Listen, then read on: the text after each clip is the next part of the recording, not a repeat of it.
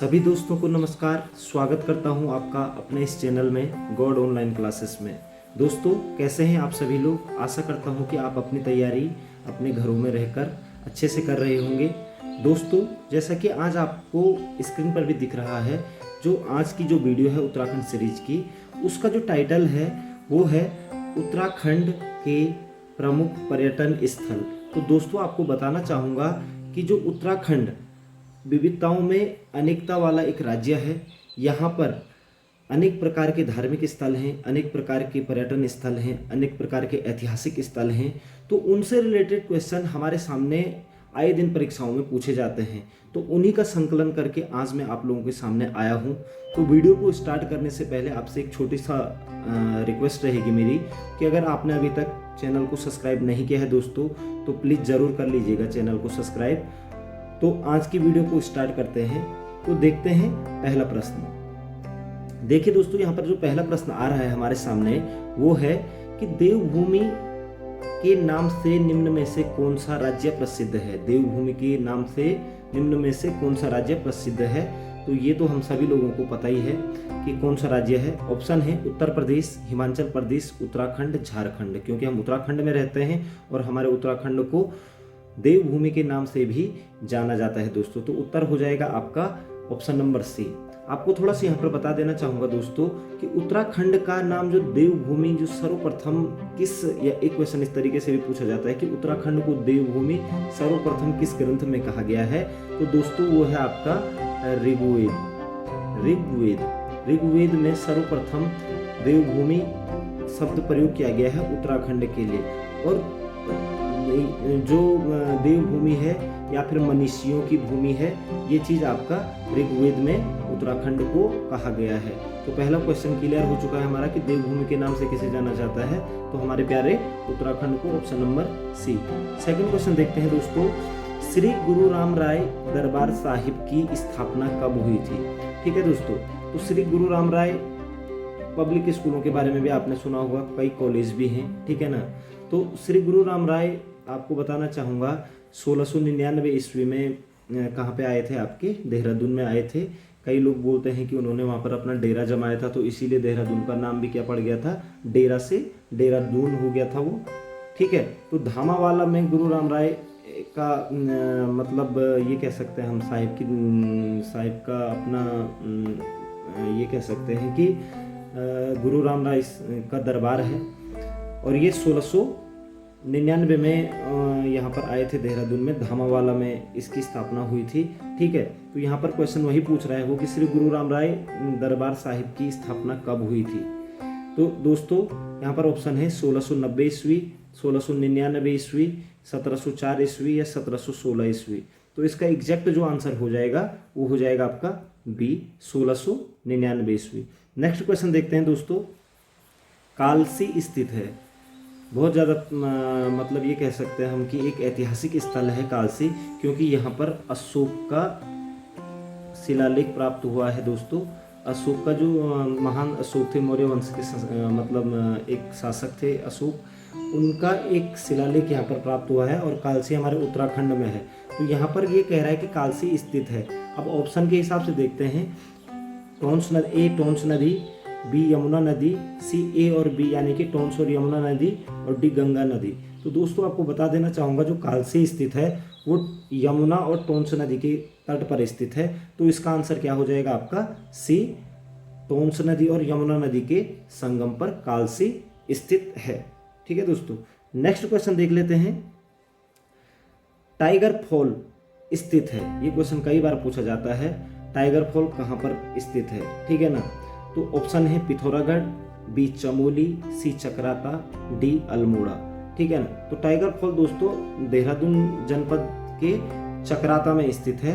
तो option number सी आपका सही हो जाएगा कि टाइगर फॉल कहाँ स्थित है। तो आप लिखेंगे चकराता। ठीक है दोस्तों, नेक्स्ट क्वेश्चन की बात करते हैं। टपकेश्वर मंदिर स्थित है। ठीक है, यहाँ पर पानी टपकता रहता है। ठीक है, और यह शिव का मंदिर है। तो यहाँ पर ऑप्शन देख लेते हैं। टपकेश्वर महादेव मंदिर कहाँ स्थित है। तो ऑप्शन ए है चमोली में, बी देहरादून में, सी हरिद्वार में, डी बागेश्वर में। तो दोस्तों इसका जो एग्जैक्ट आंसर है, ये जो टपकेश्वर महादेव मंदिर है ये गढ़ीकेंट में स्थित है और गढ़ीकेंट आपका देहरादून में है, ठीक है ना। तो टपकेश्वर मंदिर कहाँ स्थित है? ऑप्शन नंबर बी आपका सही हो जाएगा, देहरादून में स्थित है। नेक्स्ट क्वेश्चन की बात करते हैं कि पहाड़ों की रानी के नाम से विख्यात है। तो पहाड़ों की रानी के नाम से जो विख्यात है, यहाँ पर ऑप्शन है रानीखेत, चकराता, नैनीताल, मसूरी। तो दोस्तों जो एग्जैक्ट आंसर है वो है आपका डी, मसूरी। कई बार पूछा जाता है कि पहाड़ों की रानी के नाम से किस शहर को जाना जाता है, तो आपका उत्तर हो जाएगा मसूरी, ठीक है दोस्तों। यह आपका देहरादून और टिहरी की सीमा पर लगा हुआ एक हिल स्टेशन है दोस्तों, ठीक है। नेक्स्ट क्वेश्चन की बात कर लेते हैं, मसूरी की पहली इमारत कौन सी थी? कई बार एग्जाम में पूछा जाता है। अब यहाँ पर ऑप्शन है मलिंगार hotel, B Sringeri hotel, C मलिंसा होटल, डी उपरोक्त में से कोई नहीं। तो दोस्तों इसका जो एग्जैक्ट उत्तर है वो है आपका Mullingar hotel, option number A. Mussoorie की जो पहली इमारत थी वो थी मलिंगार होटल, जो कि 1800 और 1810 के बीच में तैयार हुई थी मतलब। तो मलिंगार होटल आपका मसूरी की क्या है? पहली इमारत है। ये चीज़ आप क्लियर रखेंगे दोस्तों। नेक्स्ट क्वेश्चन की बात कर लेते हैं, लाल बहादुर शास्त्री राष्ट्रीय प्रशासकीय अकादमी स्थित है। तो लाल बहादुर शास्त्री राष्ट्रीय प्रशासकीय अकादमी स्थित है दोस्तों। यहाँ पर आपको एक चीज़ क्लियर हो जाना चाहिए, यहाँ पर IAS की ट्रेनिंग होती है दोस्तों।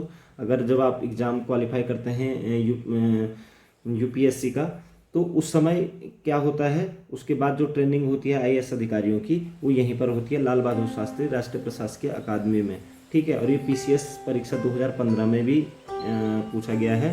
तो लाल बहादुर शास्त्री राष्ट्रीय प्रशासकीय अकादमी स्थित है, यहाँ पर ऑप्शन है दिल्ली में, नैनीताल में, मसूरी में, हैदराबाद में। तो ये इसका जो एग्जैक्ट उत्तर है दोस्तों वो है मसूरी में। और आप यहाँ पर एक चीज़ और क्लियर कर देना चाहूँगा, क्वेश्चन कई बार इस तरीके से पूछा जाता है कि लाल बहादुर शास्त्री राष्ट्रीय प्रशासकीय अकादमी मसूरी की स्थापना किस वर्ष की गई थी? तो आपको बता देना चाहूँगा 1959 में दोस्तों, 1959 यानी कि 1959 में ईस्वी में लाल बहादुर शास्त्री राष्ट्रीय प्रशासकीय अकादमी की स्थापना मसूरी में की गई थी, ठीक है दोस्तों। नेक्स्ट क्वेश्चन की बात कर लेते हैं कि प्रदेश का सर्वाधिक विशाल जलप्रपात कौन सा है, ठीक है। तो जलप्रपात अगर हम भारत की बात करें तो गरसुप्पा, या फिर ये कह सकते हैं कि जो जोग बोलते हैं जिसे शरावती नदी पर कर्नाटक में स्थित है, ठीक है। या महात्मा गांधी जलप्रपात भी के नाम से भी प्रसिद्ध है वो। तो इसी प्रकार से अगर उत्तराखंड की बात कर लेते हैं कि उत्तराखंड का सर्वाधिक विशाल जलप्रपात कौन सा है, तो यहाँ पर ऑप्शन है गन हिल, धनौल्टी, सी केम्प्टी फॉल और डी हिमसागर। तो इसका जो एग्जैक्ट आंसर है दोस्तों सी है वो आपका केम्प्टी फॉल। केम्प्टी फॉल आपका बात करें तो मसूरी में है, और अगर जिले की बात करते हैं दोस्तों तो ये टिहरी जिले में पड़ता है केम्प्टी फॉल। कई बार क्वेश्चन आ जाता है कि केम्प्टी फॉल किस जिले में है, तो कई लोग देहरादून जिला कर देते हैं, जबकि केम्प्टी फॉल आपका टिहरी जिले में स्थित है और उत्तराखंड का सर्वाधिक विशाल जल प्रपात है दोस्तों। नेक्स्ट क्वेश्चन देख लेते हैं दोस्तों, निम्नलिखित में से किसने ऋषिकेश में ईश्वर को प्राप्त किया था? क्योंकि देवभूमि है, यहाँ पर देवों की भूमि रही है, यहाँ पर अनेक साधु संतों ने तपस्या करके अपने ज्ञान प्राप्ति की थी। तो यहाँ पर यही क्वेश्चन है कि ऋषिकेश, जिसे कि कुब्जा मृग के नाम से भी जाना जाता है दोस्तों। ऋषिकेश का अगर प्राचीन नाम पूछा जाए आपसे तो आपको पता होना चाहिए कुब्जा मृग, ठीक है दोस्तों। तो ऋषिकेश का प्राचीन नाम पहले क्लियर करा दिया है मैंने आपको कि ऋषिकेश का प्राचीन नाम क्या है, कुब्जा मृग, ठीक है दोस्तों। यानी कि कुब्जा मृग से दूसरा तीर्थ शुरू होता है। पहला तो आपका बद्रीनाथ है और ऋषिकेश से आगे को दूसरा तीर्थ शुरू होता है। तो निम्नलिखित में से किसने ऋषिकेश या कुब्जा मृग में ईश्वर को प्राप्त किया था? यहाँ पर ऑप्शन है ऋषि वशिष्ठ, ऋषि विश्वनाथ, ऋषि भृंग और ऋषि रम्य मुनि, ठीक है। तो ऑप्शन नंबर डी है दोस्तों एग्जैक्ट आंसर। रम्य मुनि ने ऋषिकेश में ज्ञान प्राप्त की थी और ईश्वर को प्राप्त किया था दोस्तों। तो इसको आप एग्जैक्ट याद रखेंगे कि ऋषि रम्य मुनि ने ऋषिकेश में क्या किया था, ज्ञान प्राप्त किया था। और ऋषिकेश का जो प्राचीन नाम है वो क्या है, कुब्जा मृग, ठीक है दोस्तों। कुब्जा मृग जो शब्द है दोस्तों, इसको एक चीज और क्लियर कर देना चाहूंगा, स्कंद पुराण के केदार खंड में कुब्जा मृग का ये कह सकते हैं हम कि मतलब नाम मिला है ऋषिकेश को, स्कंद पुराण के केदार खंड में। तो ऋषिकेश को कुब्जा मृग किस पुराण में कहा गया है? तो आपका एग्जैक्ट आंसर हो जाएगा स्कंद पुराण में। और ऋषिकेश का प्राचीन नाम क्या है? कुब्जा मृग है। ठीक है। और ऋषिकेश में किस ऋषि ने मतलब ज्ञान प्राप्त किया था? तो आपका हो गया रम्य मुनि। तो एक ही चीज से, एक ही क्वेश्चन से हमारे काफी क्वेश्चन क्लियर हो गए हैं दोस्तों। नेक्स्ट क्वेश्चन देख लेते हैं दोस्तों। निम्नलिखित में से कौन सा झूला देहरादून और पौड़ी जिले को जोड़ता है? तो बहुत ज़्यादा इंपॉर्टेंट क्वेश्चन है दोस्तों। ये झूले हैं यहाँ पर, लक्ष्मण झूला, राम झूला, शिवानंद झूला, भरत झूला ऑप्शन में है। ठीक है। और ये सारे के सारे लगभग ऋषिकेश में है। ऋषिकेश का दोस्तों नदी आर और नदी पार की अगर हम स्थिति को देखें तो एक ओर तो पौड़ी जिला पड़ता है, एक ओर आपका टिहरी जिला पड़ता है, और एक ओर थोड़ा आगे चलेंगे आपका तो देहरादून जिला भी है, और उधर से हरिद्वार जिला लगता है। तो ये कह सकते हैं कि जो ऋषिकेश है वो गढ़वाल के जिलों का एक जंक्शन है, 3-4 जिलों का जंक्शन है, जहाँ से हम हर कहीं को जा सकते हैं। ठीक है। तो यहाँ पर क्वेश्चन पूछा जा रहा है कि देहरादून और पौड़ी को कौन सा झूला जोड़ता है? ठीक है। तो यहाँ पर जो इसका एग्जैक्ट आंसर है दोस्तों वो है ऑप्शन नंबर ए, लक्ष्मण झूला, जो कि कहाँ पर है? ऋषिकेश में स्थित है दोस्तों। नेक्स्ट क्वेश्चन की बात कर लेते हैं। निम्नलिखित में से कौन सा प्रसिद्ध मंदिर लैंसडाउन के समीप स्थित है? लैंसडाउन एक हिल स्टेशन है जहाँ पर गढ़वाल राइफल्स का भी ट्रेनिंग कैंप है। तो यहाँ पर ये पूछ रहा है कि कौन सा मंदिर लैंसडाउन के समीप स्थित है। ठीक है। अब ऑप्शन ए की बात करें तो टपकेश्वर मंदिर। तो टपकेश्वर मंदिर आपको पता है दोस्तों देहरादून में है। ताड़केश्वर मंदिर, यही दोस्तों यही जो इसका एग्जैक्ट आंसर है, यही लैंसडाउन में है। ठीक है। लैंसडाउन में है ये। ठीक है ना। टपकेश्वर मंदिर तो आपका देहरादून में है, ताड़केश्वर मंदिर आपका लैंसडाउन में है, और त्रिमूर्ति मंदिर आपका दोस्तों हल्द्वानी में है। ठीक है। तो इसका एग्जैक्ट आंसर क्या हो जाएगा कि निम्नलिखित में से कौन सा प्रसिद्ध मंदिर लैंसडाउन के समीप है? तो ताड़केश्वर मंदिर है। और ये ताड़केश्वर मंदिर शिव भगवान का एक मंदिर है दोस्तों। ठीक है। तो ये क्वेश्चन भी आपका क्लियर हो गया होगा कि ताड़केश्वर मंदिर कहाँ है? लैंसडाउन में है। टपकेश्वर मंदिर आपको क्लियर हो चुका है, देहरादून में है, और त्रिमूर्ति मंदिर आपका कहाँ है? हल्द्वानी में स्थित है दोस्तों। नेक्स्ट क्वेश्चन की बात करते हैं कि निम्नलिखित में से कौन महर्षि वाल्मीकि की तप स्थली रही है? वाल्मीकि का नाम आपने सुना होगा। ठीक है दोस्तों। वाल्मीकि ने आपका रामायण लिखी थी। ठीक है। और उनकी तप स्थली थी जो अब यहाँ पर ऑप्शन है लैंसडाउन, बी बिनसर महादेव, सी कोट महादेव, और डी ज्वाल्पा देवी मंदिर। तो दोस्तों इसका जो एग्जैक्ट आंसर है वो है option number C, Kot Mahadev. जो कोट महादेव है यही महर्षि वाल्मीकि की ये कह सकते हैं कि तप स्थली रही है। और एक कोट महादेव का जो मंदिर है वो पौड़ी जिले के सीतोंस्यू में है। सीतोंस्यू का मतलब ये हुआ जहाँ पर सीता ने जमीन में मतलब धरती माँ में के गर्भ में समा गई थी, वहीं पर वाल्मीकि की तप स्थली मानी जाती है कोट महादेव में। तो कोट महादेव का मंदिर पौड़ी में है, और कोट महादेव में महर्षि वाल्मीकि की तप स्थली है। जैसे ऋषिकेश में रम्य मुनि की तप स्थली रही है, वैसे ही वाल्मीकि की कोट महादेव यानी कि पौड़ी में उनकी तप स्थली रही है दोस्तों। नेक्स्ट क्वेश्चन की बात कर लेते हैं कि निम्न में से कौन सा मंदिर रानीखेत के पास है? ठीक है। तो दोस्तों यहाँ पर काफ़ी सारे ऑप्शन हैं। कालिका मंदिर, कोट माई, हुकार देवी और गोरा माई। ठीक है। तो जैसे कालिका मंदिर है तो इस तरीके के मंदिर हमारे जगह जगह पे पाए जाते हैं, लेकिन जो ऑप्शन नंबर सी है दोस्तों हुकारा देवी, तो हुकारा देवी मंदिर एक ऐसा मंदिर है उत्तराखंड की अगर बात करूं जो कि रानीखेत के समीप स्थित है। तो इसका एग्जैक्ट आंसर क्या हो गया? ऑप्शन नंबर सी कि रानीखेत के पास स्थित मंदिर कौन सा है? तो हुकारा देवी का मंदिर दोस्तों। ये चीज़ आप क्लियर रखेंगे। नेक्स्ट क्वेश्चन की बात करते हैं, प्रसिद्ध सूर्य मंदिर कहाँ है? अब एक सूर्य मंदिर तो आपको पता ही है, अगर हम अपने देश की बात कर रहे हैं कि कोणार्क का सूर्य मंदिर उड़ीसा में है। ठीक है। लेकिन यहाँ पर आपको कोणार्क कहीं नहीं मिल पा रहा है, और बोला जाता है कि दूसरा सूर्य मंदिर उत्तराखंड में ही है। तो यहाँ पर ऑप्शन दिए गए हैं, ए कटारमल, बी पूर्णागिरी, सी गंगोत्री और डी बद्रीनाथ। तो दोस्तों जो इसका एग्जैक्ट आंसर है वो है कटारमल अल्मोड़ा।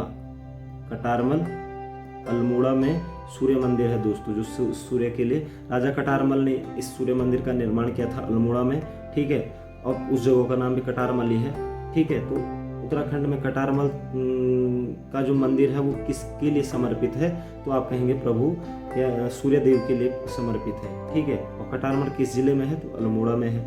और सूर्य मंदिर कहाँ है उत्तराखंड में? तो कटारमल अल्मोड़ा में है। ठीक है दोस्तों, तो ये चीज़ आपकी क्लियर हो गई।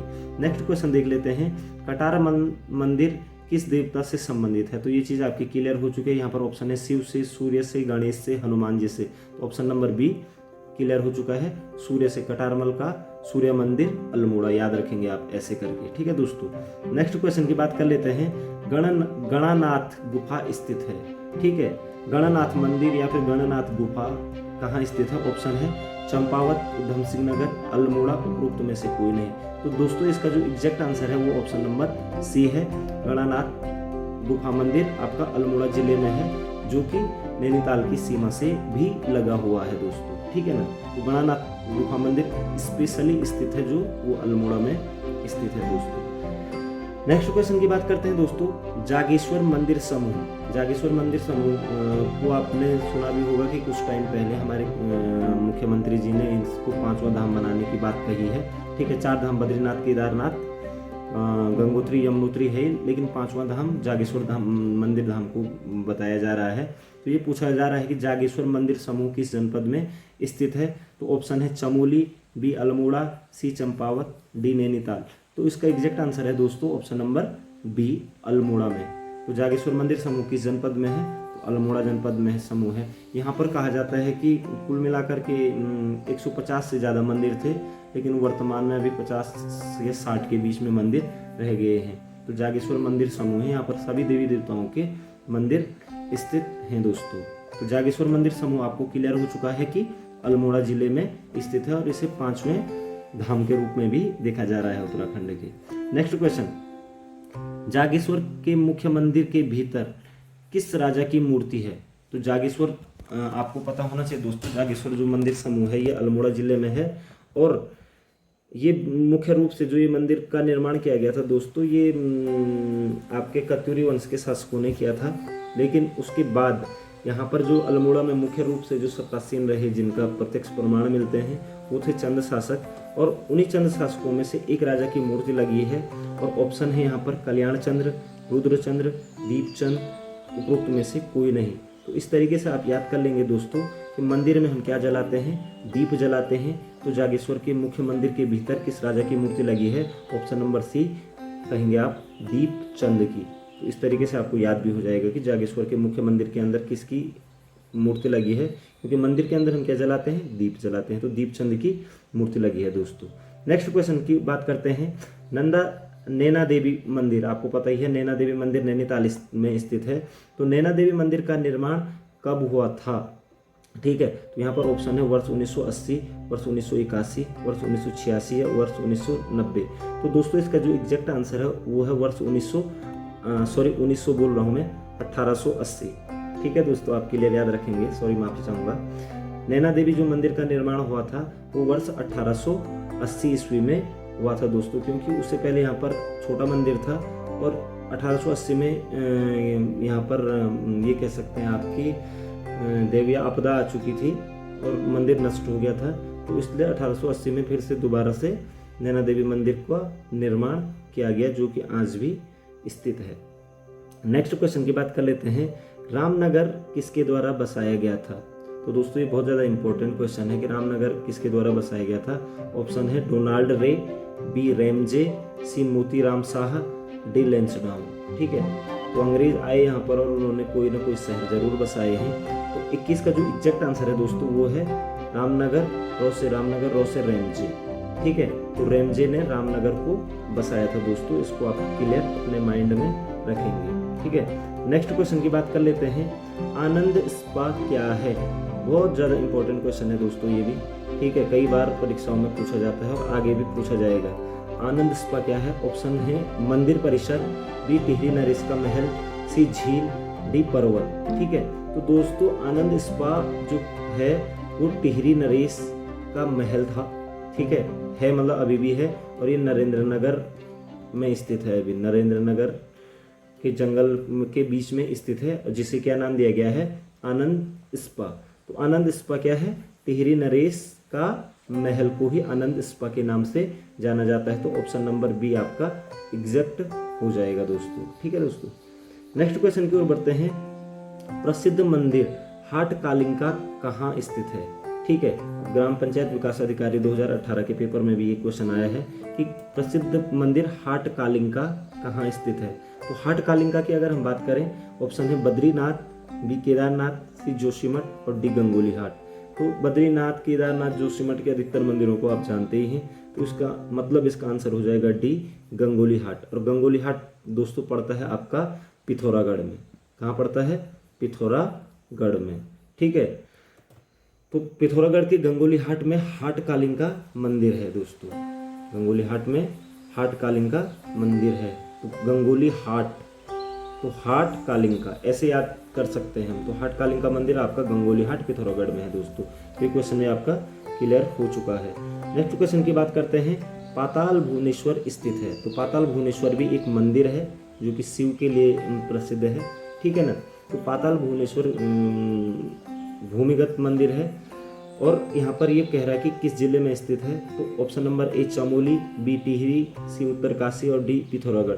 तो इसका भी जो एग्जैक्ट आंसर है दोस्तों, गंगोली हाट से थोड़ा आगे पिथौरागढ़ में ही स्थित है पाताल भुवनेश्वर मंदिर। तो पाताल भुवनेश्वर मंदिर कहाँ है? पिथौरागढ़ जिले में। ठीक है दोस्तों। नेक्स्ट क्वेश्चन की बात करते हैं। यमुनोत्री मंदिर का निर्माण कब हुआ था? ठीक है दोस्तों। तो यमुनोत्री मंदिर का निर्माण यहाँ पर ऑप्शन आ रहा है वर्ष 1919, वर्ष 1920, वर्ष 1938 या वर्ष 1930 में। तो थोड़ा सी यमुनोत्री मंदिर की बात कर लेता हूँ दोस्तों। यमुनोत्री हमारे उत्तराखंड के 4 धामों में से एक है। बद्रीनाथ, केदारनाथ, गंगोत्री और यमुनोत्री। ठीक है ना, चौथा धाम है ये उत्तराखंड का। और इसका जो निर्माण जो कार्य किया गया था दोस्तों, वो सुदर्शन शाह के द्वारा 1818-20 में किया गया था। उस समय लकड़ी का था, लेकिन इसका जो मुख्य रूप से निर्माण किया गया था वो किया गया था वर्ष 1919 ईस्वी में प्रताप शाह द्वारा दोस्तों। प्रताप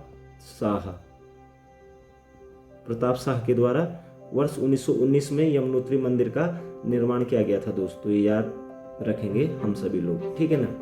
यमुनोत्री मंदिर का निर्माण 1919 में प्रताप शाह द्वारा किया गया था। तो काफी सारे मंदिर हमारे सामने आ चुके हैं। और यमुनोत्री मंदिर किस जिले में स्थित है? तो आपको पता होना चाहिए, उत्तरकाशी जिले में। गंगोत्री और यमुनोत्री आपका उत्तरकाशी में है, केदारनाथ आपका जबकि रुद्रप्रयाग में है और बद्रीनाथ आपका चमोली जिले में है दोस्तों। नेक्स्ट क्वेश्चन पर चलते हैं। शंकराचार्य का ज्योतिपीठ कहाँ स्थित है? ठीक है दोस्तों, शंकराचार्य के ज्योतिपीठ तो वैसे काफी जगह स्थित है, लेकिन अगर यहाँ पर ऑप्शन के हिसाब से हम बात करें तो गोपेश्वर, चमोली, जोशीमठ और उत्तरकाशी। तो ऑप्शन नंबर जो सी है, ठीक है, जोशीमठ। ठीक है, ज्योतिर्मठ के नाम से भी जोशीमठ को जाना जाता है और ज्योतिर्मठ ज्योतिपीठ रहा है यहाँ पर क्योंकि शंकराचार्य जी का। तो ऑप्शन नंबर सी आपका एग्जैक्ट हो जाएगा कि शंकराचार्य का ज्योतिपीठ कहाँ स्थित है। तो चमोली के जोशीमठ में। ठीक है, और जोशीमठ से ही बद्रीनाथ के लिए रास्ता जाता है दोस्तों। नेक्स्ट क्वेश्चन की बात करते हैं दोस्तों। भीमपुल उत्तराखंड के किस धार्मिक स्थल के निकट स्थित है? भीमपुल का नाम आपने सुना होगा। इस सरस्वती नदी के ऊपर बना हुआ है दोस्तों। सरस्वती नदी के ऊपर स्थित है भीमपुल। यद्यपि यह पुल नहीं है, एक बहुत बड़ा पत्थर है जो कि भीम ने उठा करके सरस्वती नदी के ऊपर रख दिया था, क्योंकि जब पांडव स्वर्गारोहणी के लिए जा रहे थे तो उस समय उनको मार्ग नहीं मिल पा रहा था सरस्वती नदी से आगे। तो भीम ने इतना बड़ा पत्थर उठा करके उस नदी के ऊपर रख दिया था, तो इसीलिए इसको भीमपुल के नाम से जाना जाता है। और दोस्तों इसका ऑप्शन हो जाएगा बद्रीनाथ, केदारनाथ, गंगोत्री, यमुनोत्री में से ऑप्शन नंबर ए बद्रीनाथ। तो भीमपुल उत्तराखंड के किस धार्मिक स्थल के निकट स्थित है? आप कहेंगे बद्रीनाथ, और बद्रीनाथ में भी माणा गांव में ये स्थित है दोस्तों। माणा गांव बद्रीनाथ से 3 किलोमीटर की दूरी पर माणा गांव है, जो कि उत्तराखंड का सबसे अंतिम गांव भी माना जाता है। माणा गांव बद्रीनाथ के समीप, और यहीं पर भीमपुल स्थित है दोस्तों। नेक्स्ट क्वेश्चन की बात कर लेते हैं। निम्नलिखित में से कौन भारत के अंतिम गांवों में से एक है? तो अभी मैं चर्चा कर चुका हूं कि बद्रीनाथ के समीप एक गांव है जहां पर भीमपुल भी है। तो आप इसका एग्जैक्ट आंसर आप खुद ही देख पाएंगे। गैरसैंण, हेमकुंड, औली या माणा। तो ऑप्शन नंबर डी माणा। और यहाँ पर मारछा जाति के लोग ज़्यादा पाए जाते हैं दोस्तों माणा गांव में। ठीक है, तो भारत का अंतिम गांव में से एक गांव कौन सा है? माणा गांव है, जो कि बद्रीनाथ के समीप है दोस्तों। नेक्स्ट क्वेश्चन की बात करते हैं। चंडी देवी मंदिर स्थित है। उत्तराखंड हाईकोर्ट स्टेनोग्राफर 2015 में भी क्वेश्चन आया है। तो मनसा देवी, चंडी देवी आदि मंदिरों का नाम आपने सुना है, जो कि कहाँ पर है? ऑप्शन है हरिद्वार, नैनीताल, चमोली, पौड़ी। तो ऑप्शन नंबर ए हरिद्वार में स्थित है। चंडी देवी मंदिर कहाँ है? हरिद्वार में स्थित है दोस्तों। नेक्स्ट क्वेश्चन की बात करते हैं।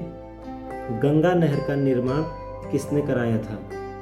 तो गंगा नहर का निर्माण आपको क्लियर कर देना चाहूँगा दोस्तों। ऑप्शन नंबर ए PV काटले ने 1842 ईस्वी में इसका निर्माण कार्य प्रारंभ किया था दोस्तों। तो उत्तर प्रदेश के मैनपुरी और इटावा इन जगहों के लिए नहर गई हुई है। तो गंगा नहर का निर्माण किसने किया था?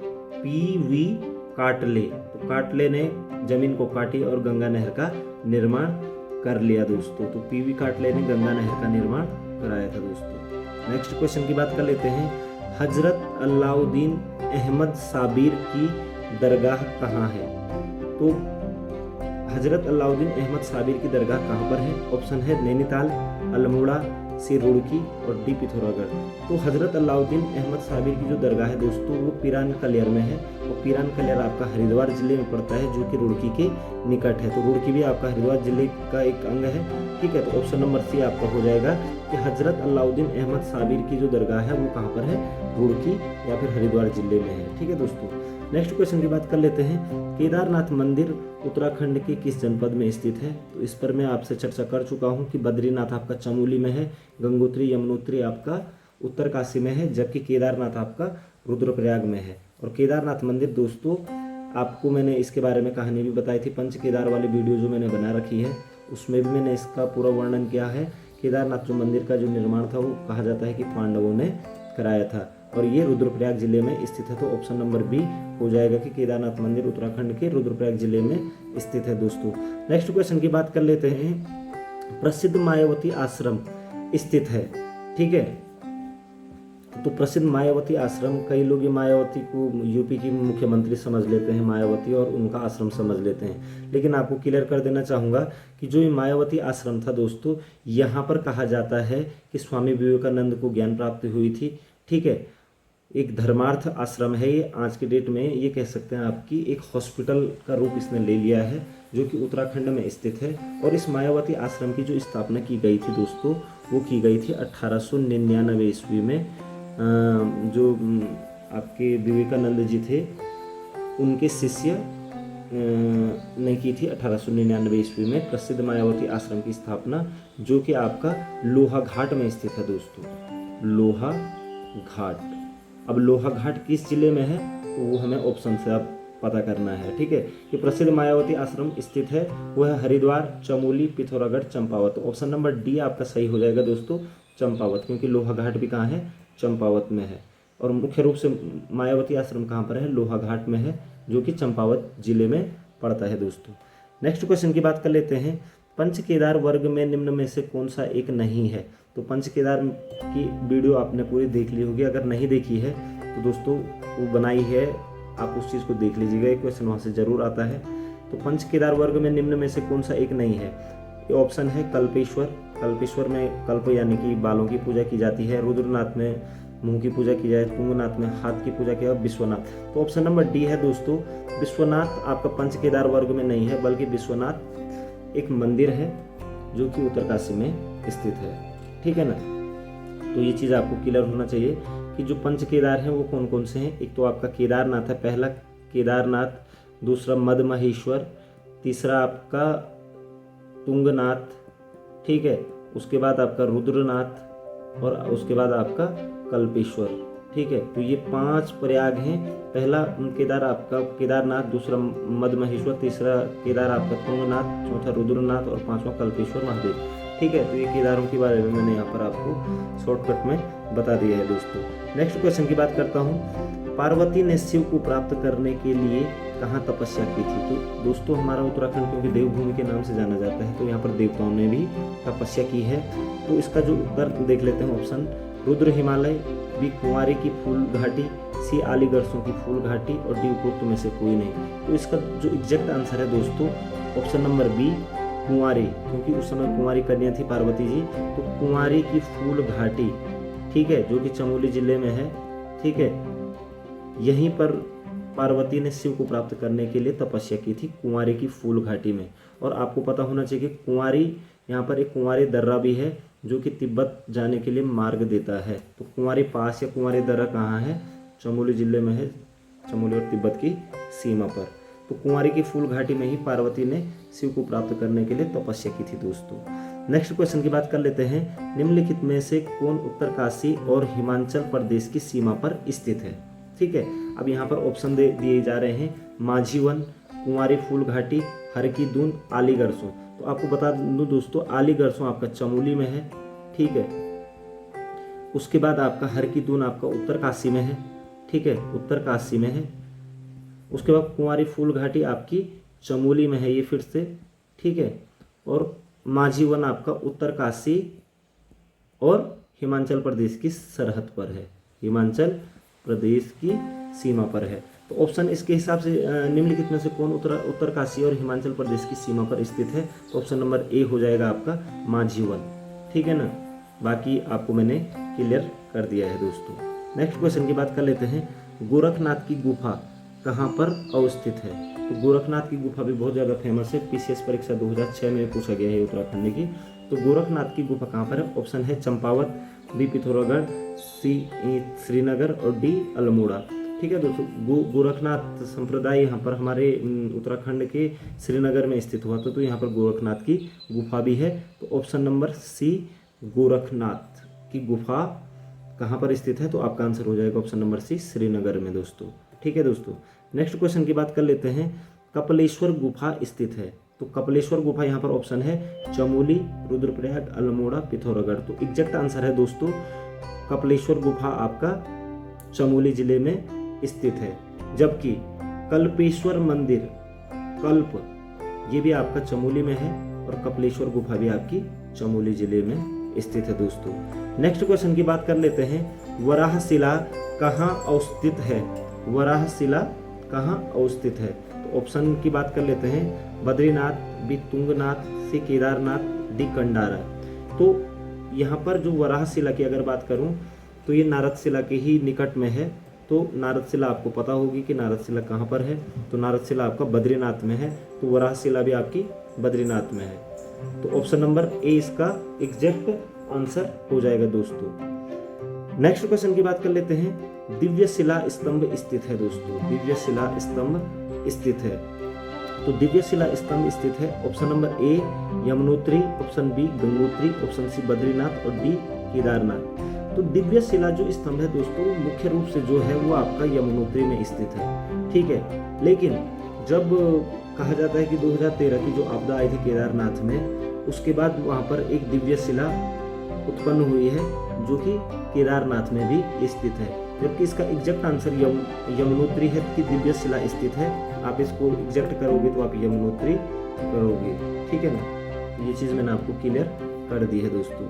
नेक्स्ट क्वेश्चन की बात कर लेते हैं कि उत्तराखंड पर्यटन नीति कब लागू हुई थी? तो ऑप्शन है 2005, बी 2004, वर्ष 2002, वर्ष 2001। तो दोस्तों जैसे राज्य निर्माण वर्ष 2000 में राज्य का निर्माण हुआ था, उसी के एक वर्ष बाद ऑप्शन नंबर डी आपको वर्ष 2001 में राज्य में पर्यटन नीति लागू की गई थी, लेकिन वो तरीके से फॉलो नहीं हो पाई थी। इसलिए उत्तराखंड की नई पर्यटन नीति वर्ष 2018 में भी बनी है दोस्तों। नई पर्यटन नीति के बारे में पूछा जाएगा तो वर्ष 2018 में बनी थी, और जबकि पर्यटन नीति लागू कब हो गई थी? वर्ष 2001 में स्थित हो गई थी दोस्तों। नेक्स्ट क्वेश्चन की बात करता हूँ दोस्तों। होम स्टे योजना की शुरुआत कब हुई थी? तो ये क्वेश्चन भी बहुत ज़्यादा इंपॉर्टेंट है दोस्तों, इसको आप अपने माइंड में रखेंगे। होम स्टे योजना तो सबसे पहले आप समझ लीजिए कि दूर दराज के गाँवों में जो पर्यटन लोग जाते हैं तो उनको ठहरने के लिए होम स्टे योजना बनाई गई थी कि लोग अपने घरों के को उसमें होम स्टे योजना के तहत जोड़ सकते हैं, या फिर सरकार के द्वारा अनुदान प्राप्त करके इस तरीके की बिल्डिंग बना रही हैं ताकि पर्यटकों को रहने और खाने की सुविधाएं मिल सके। तो ये होम स्टे योजना जो प्रारंभ हुई थी, ऑप्शन है वर्ष 2001, वर्ष 2002, वर्ष 2015 और वर्ष 2017। तो ऑप्शन नंबर सी इसका एग्जैक्ट आंसर है दोस्तों कि वर्ष 2015, अक्टूबर 2015 में होम स्टे योजना की शुरुआत उत्तराखंड में हुई है दोस्तों। आई होप कि आप इस चीज़ को याद रखेंगे। नेक्स्ट क्वेश्चन की बात कर लेते हैं कि सुमेलित कीजिए। कई बार प्रश्न आ जाते हैं सुमेलित करने के लिए। तो यहाँ पर देख लेते हैं दोस्तों, सूची ए को सूची बी के साथ सुमेलित करना है हमने। यहाँ पर है ऑप्शन ए भरत गुफा, आपको पता होना चाहिए भरत गुफा गिरसा यानी कि गिरसा में है स्थित, लंगासू के पास चमोली में, तो ये लगा दिया है मैंने। शंकर गुफा जो दोस्तों वो है देवप्रयाग में। उसके बाद दोस्तों व्यास गुफा आपकी कहाँ है, बद्रीनाथ में है, ठीक है। और वशिष्ठ गुफा आपकी टिहरी में है दोस्तों, जबकि यहाँ पर उत्तरकाशी लिखा है, ये थोड़ा गलत है, यहाँ पर ये मिस्टेक हो गई होगी, टिहरी जिले में वशिष्ठ गुफा है। तो इस तरीके से आपका जो आंसर हो जाएगा वो हो जाएगा 2 1 4 3। तो 2 1 4 3 आपका ऑप्शन नंबर ए बिल्कुल सही हो गया। तो आप क्लियर रख लीजिएगा कि भरत गुफा आपकी गिरसा यानी कि चमोली जिले में है, शंकर गुफा आपका देवप्रयाग टिहरी जिले में है, व्यास गुफा आपका बद्रीनाथ में है, जबकि वशिष्ठ गुफा आपकी टिहरी जिले में ही स्थित है, ठीक है। तो इस तरीके से आपके ये क्वेश्चनों पर मैंने बात करी दोस्तों। ये उत्तराखंड से संबंधित जो पर्यटन से संबंधित और हमारे जो पर्यटन स्थल हैं, यहाँ पे धार्मिक स्थल हैं, उनसे रिलेटेड वीडियो थी। आशा करता हूँ कि आपको वीडियो जरूर पसंद आई होगी और परीक्षा की दृष्टि से ये बहुत ज़्यादा इंपॉर्टेंट होने वाली वीडियो है दोस्तों। तो एक बार आप फिर से देखेंगे इस वीडियो को ताकि आपके डाउट क्लियर हो जाए। तो आपका समय शुभ हो, आपके उज्जवल भविष्य की कामना करता हूँ। जय हिंद, जय भारत, जय उत्तराखंड।